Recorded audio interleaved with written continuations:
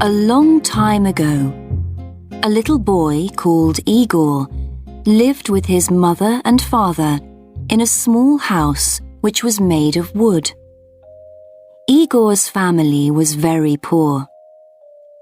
His father was a woodcutter, and his mother made clothes for rich people in the city. Their house was in the middle of a large forest in the north of Russia. In summer, the days were long, and the forest was alive with the sounds of birds singing to each other. Igor's father taught him the names of the different birds, and the boy soon knew all their songs. But in winter, the days were very short, and there was deep snow everywhere. The forest became quiet because the birds left to spend the winter months in warmer countries. One winter, Igor became ill. His mother made special food and drink for him, but he only got worse. The doctor from the city came to see Igor and spent some time talking with the boy and looking at him. Then he spoke to Igor's mother and father. He's very ill, but I don't know what's wrong with him. This winter, many young children all over the country are becoming ill and dying, and nobody knows why. I'm sorry, but there's nothing that I can do to help. Give him lots of good things to eat and make sure that he gets lots of sleep. During the next few days, Igor got worse. He became iller and iller. He spent all day in bed and became bored with his toys. His father brought him little things from the forest to try to make him forget that he was ill, but he was not interested in anything. His face became white, and he didn't want to eat. Sometimes at night, he had a fever, and then he dreamt that he was flying above the forest, looking at his family's little house far below him. One morning, after a very bad night, Igor woke up and found his father looking at him. "Is there anything that you want?" said his father. "Yes, there is, Father," said Igor. "I miss the songs of the birds. Could you catch a bird and put it in a cage for me? If you put the cage above my bed, I can listen to the birds singing and remember the sounds of the forest." "Of course, little Igor," said his father, smiling. "I'll bring you your bird tomorrow."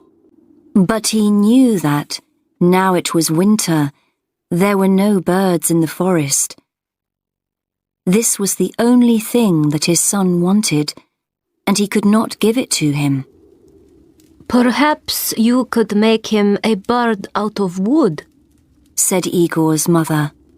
"You could use one of those little pieces of wood that we usually burn on the fire." It was a cold, snowy day, and the forest trees were hard to cut.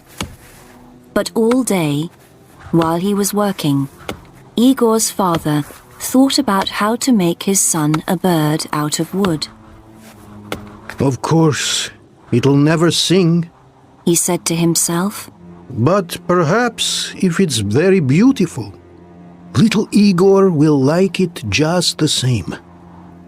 After dinner that night, he started making the bird. The first few times that he tried were no good. The finished birds were all too fat and too heavy to fly.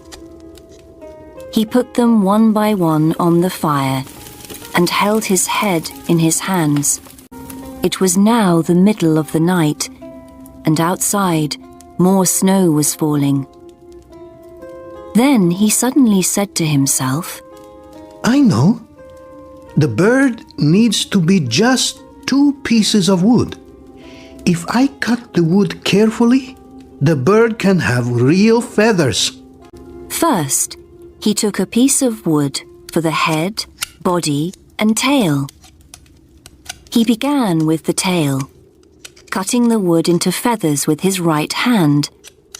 Then, with his left hand, he smoothed out the feathers. When he was happy with the tail, he took some more wood for the wings.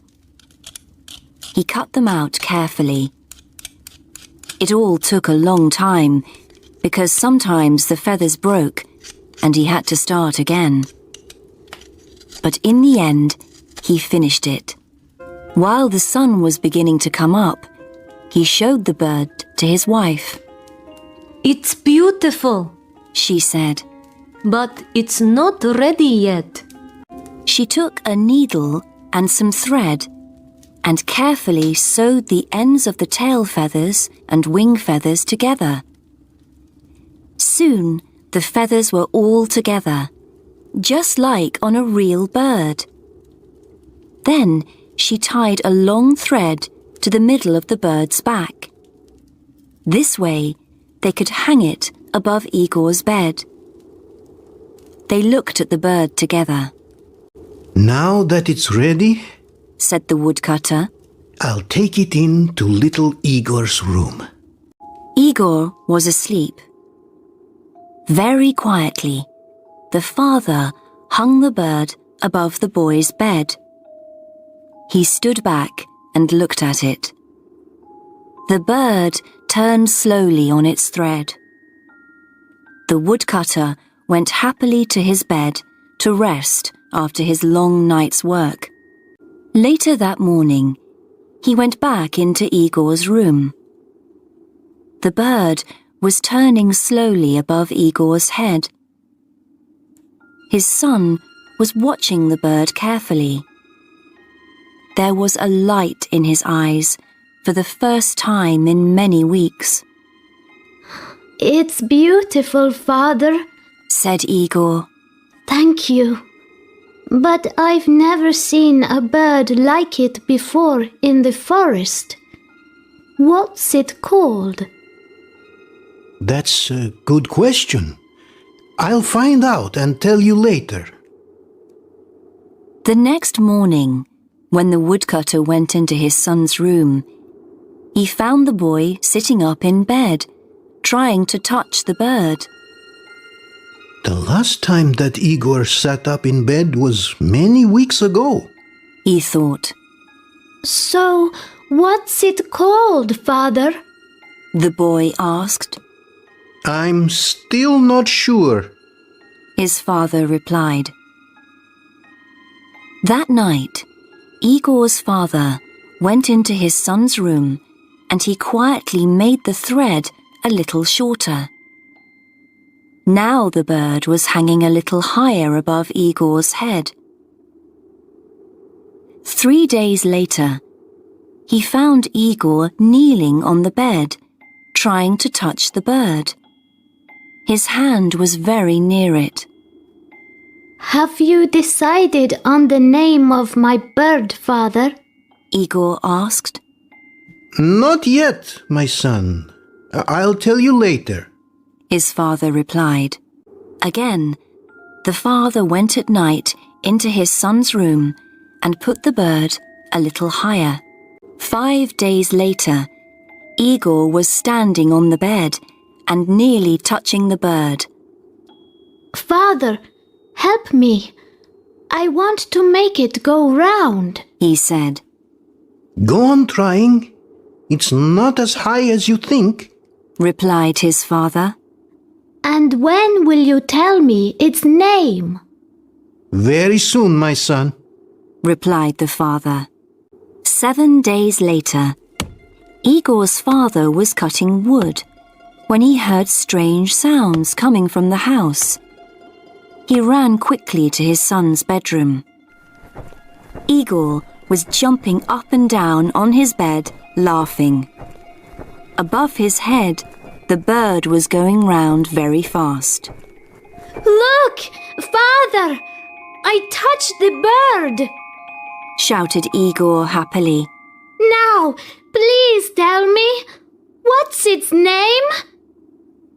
It's called the bird of happiness. His father replied.